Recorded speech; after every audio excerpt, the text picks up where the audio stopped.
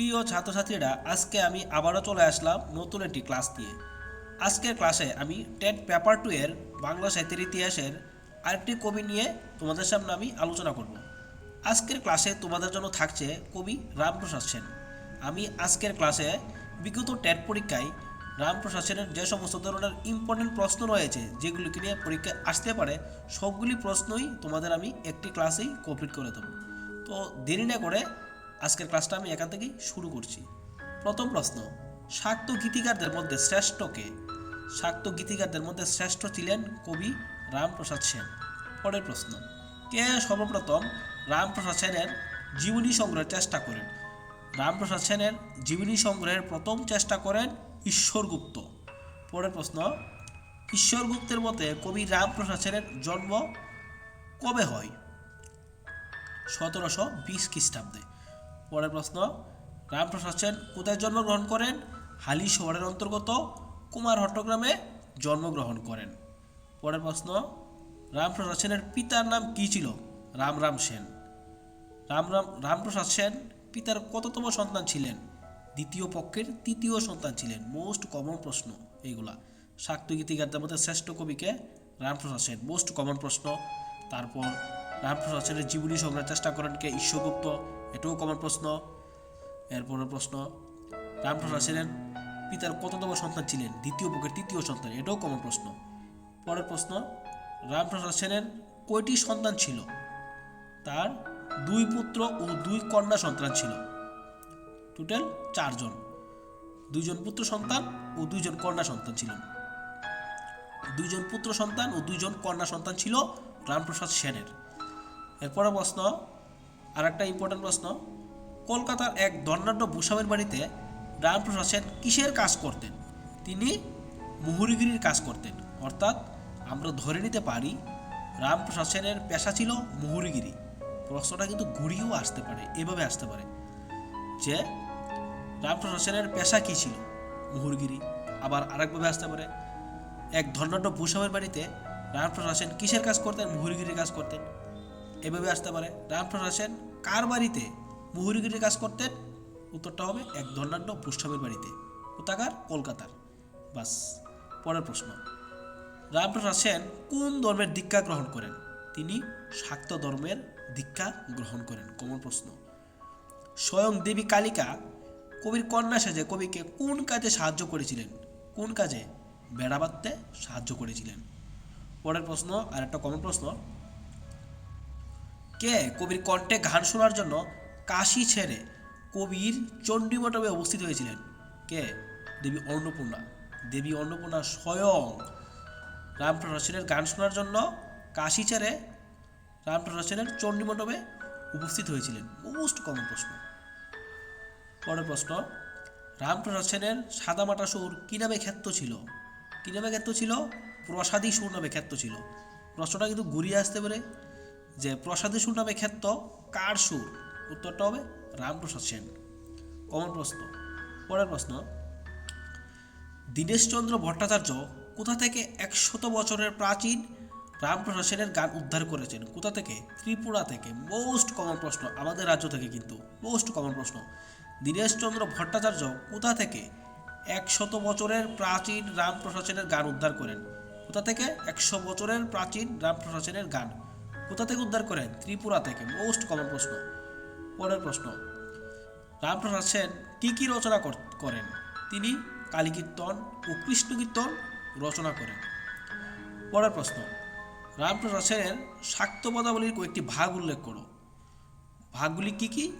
উমা বিষয়ক পদ, সাধন বিষয়ক পদ, দেবীর স্বরূপ বিষয়ক পদ, তত্ত্বদর্শন ও রীতি বিষয়ক পদ, কবির ব্যক্তিগত অনুভূতি বিষয়ক পদ। এগুলি ছিল রামপ্রসাদ সেনের পদাবলীর কয়েকটি ভাগ। পরের প্রশ্ন, কে পঞ্চমকার সাধনায় সিদ্ধিলাভ করেছিলেন? উত্তরটা হবে রামপ্রসাদ সেন। রামপ্রসাদ সেন পঞ্চমকার সাধনায় সিদ্ধি লাভ করেন। পরের প্রশ্ন, ভক্তের আকুতি পর্যায়ে কার কৃতিত্ব সর্বাধিক? রামপ্রসাদ সেনের কৃতিত্ব সর্বাধিক। রামপ্রসাদ সেন কী ধরনের সাধক ছিলেন? কী ধরনের সাধক ছিলেন রামপ্রসাদ সেন? মোস্ট ইম্পর্টেন্ট একটা প্রশ্ন। তিনি তন্ত্র সাধক ও বীরাচারী সাধক ছিলেন। রামপ্রসাদ সেন তন্ত্র সাধক ও বীরাচারী সাধক ছিলেন। পরের প্রশ্ন, ভোরের আশা খেলবো পাশা, বড়ই আশা মনে ছিল, পংক্তিটি রচয়িতা কে? রামপ্রসাদ সেন। পরের প্রশ্ন, পালাইতে পথ নাই মা, বল কি উপায় করি, পংক্তিটি রচয়িতা কে? রামপ্রসাদ সেন। পরের প্রশ্ন, প্রসাদে প্রসাদ দিতে মা, এত কেন হলো ভারী, যদি রাখো পদে থেকে পদে পদে পদে বিপদ ছাড়ি, পংক্তিটি কার রচনা? রামপ্রসাদ সেনের রচনা। এরপরের প্রশ্ন, কি দোষ করিলে আমায় ছটা কুলুর অনুগত, কোন অবিচারে আমার পরে কলের দুঃখের টিকরি জারি, পদটি কার? রামপ্রসাদ সেনের। পরের প্রশ্ন, পরের প্রশ্ন, আমায় কি ধন দিবি, তোর কি ধন আছে, তোমার কৃপাদৃষ্টি পাদপদ্ম ও বাধা আছে হরের কাছে, এ পদটি কার রচনা? রামপ্রসাদ সেনের। পরের প্রশ্ন, এমন মানব জমিন রইল পতিত, অবাধ করলে ফেলতো সোনা, পংক্তিটি রচয়িতা কে? রামপ্রসাদ সেন। এরপরের প্রশ্ন, মা আমায় ঘুরাবে কত, কলুর চোখ ঢাকা বলদের মতো, পদটি কে রচনা করেন? রামপ্রসাদ সেন। এরকম বন্ধুরা আরও অনেকগুলি পদ রয়েছে বা পংক্তি রয়েছে, সবগুলি তোমরা দেখবে, তো স্ক্রিনে দেওয়া রয়েছে, তোমরা লিখে নাও। এরপরে আজকের 28 নম্বর 29 নম্বর প্রশ্ন, রামপ্রসাদ সেন কী ধরনের সঙ্গীত রচনা করেন? রামপ্রসাদ সেন শাক্ত সঙ্গীত, তিনি শাক্ত সঙ্গীত রচনা করেন। পরের প্রশ্ন, রামপ্রসাদ সেন কবে দেহত্যাগ করেন? রামপ্রসাদ সেনের মৃত্যুবরণ কবে করেন? 1781 খ্রিস্টাব্দে রামপ্রসাদ সেন দেহত্যাগ করেন।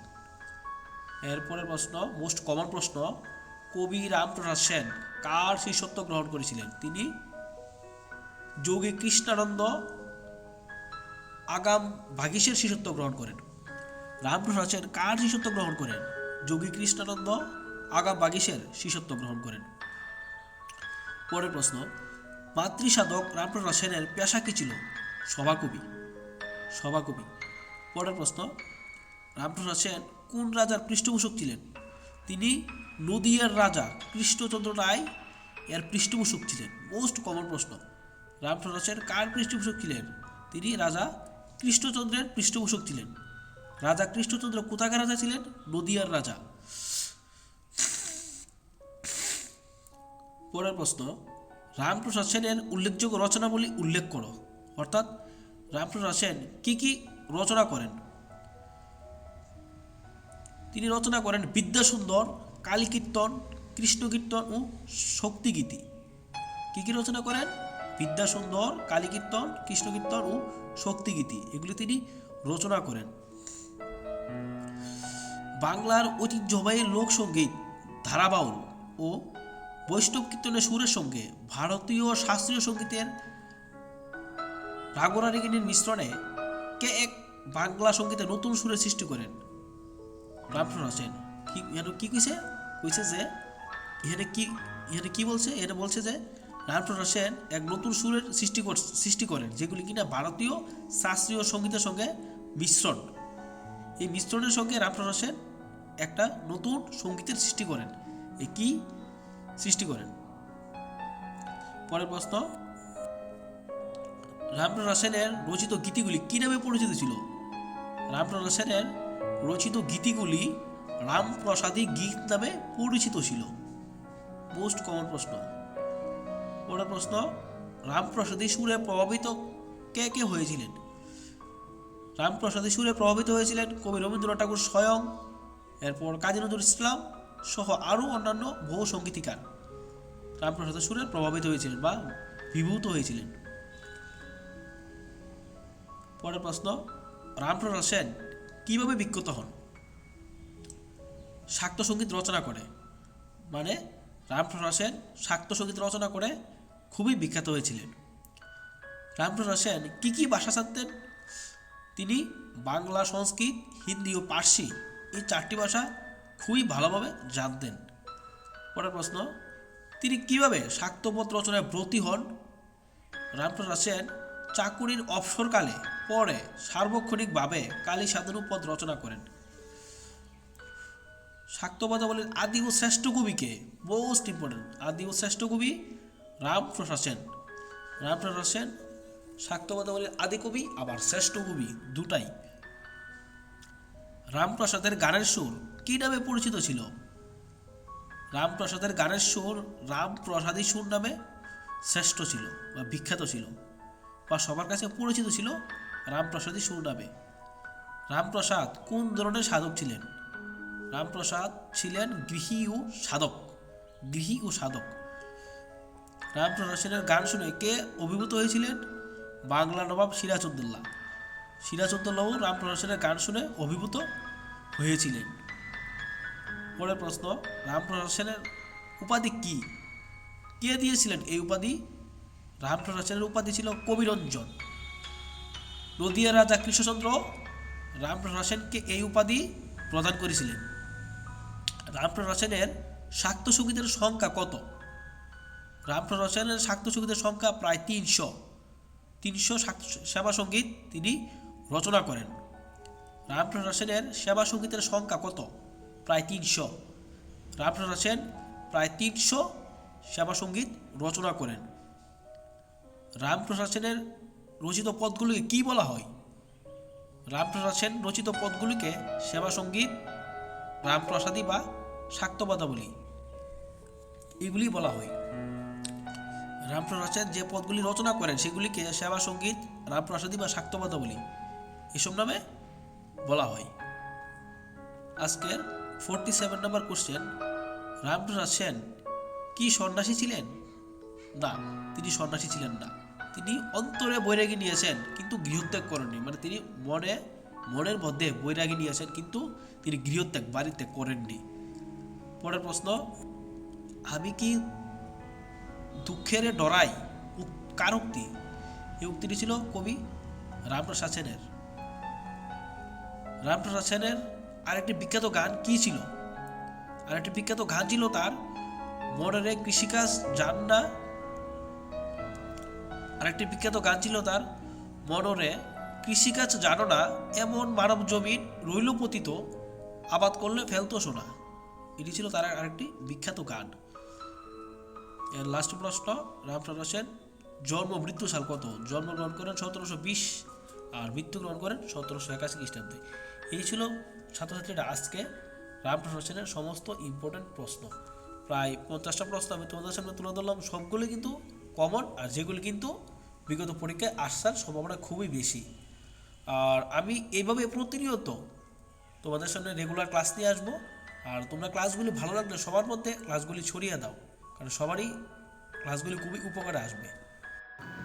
তো প্রিয় ছাত্রছাত্রীরা, তোমরা আমার এই ক্লাসগুলিকে প্রত্যেকেই খাতায় প্রশ্নগুলি লিখে নেবে, লিখে তারপর শিখবে। আর শিখবে কীভাবে? রিভিশন ওয়াইজ মেথডে শিখবে, কারণ রিভিশন না দিলে শিখলে সব ভুলে যাবে। আর তোমরা প্রত্যেকেই যার যার আলাদা প্ল্যানে পড়বে। আর তোমরা এই বাংলা সাহিত্যের ইতিহাসটা একটু কঠিনই, কারণ এগুলো মনে রাখা খুবই একটু সহজ কাজ নয়। তো তোমরা কি করবে? সনগুলিকে আলাদাভাবে লিখবে, প্রথম আর শেষ উপন্যাস এইগুলিকে আলাদাভাবে লিখবে। তারপর তোমরা একটা প্ল্যান করে সঠিক পরিকল্পনা করে তোমরা প্রিপারেশন করবে, কারণ সব কিছুর একটা সঠিক পরিকল্পনা থাকা দরকার। সেই নিজস্ব পরিকল্পনা প্ল্যান করবে, পরিকল্পনা প্ল্যান করে তোমরা পড়াটা স্টার্ট করবে। আর এইভাবেই পড়লেই সাকসেস হওয়া যায়। আর রিভিশন দিতে হবে, কন্টিনিউ রিভিশন দিতে হবে। রিভিশন দিয়ে যদি না রাখো তোমরা তাহলে ভুলে যাবে। রিভিশন দিতে হবে, শিখতে হবে, রিভিশন দিতে হবে, এইভাবেই পড়তে হবে। আর আমি আমার এই ইউটিউব চ্যানেলে প্রতিনিয়ত ক্লাস দিয়ে যাবো, রেগুলার ক্লাস আপলোড করব। তোমাদের যদি কারো কোনো টপিকের উপর ক্লাস চাও তাহলে আমাকে কমেন্টে জানিও, আমি সেই বিষয়ের উপর তোমাদের ক্লাস দেওয়ার চেষ্টা করব। এই বলে আজকের ক্লাসটা আমি এখানেই শেষ করছি।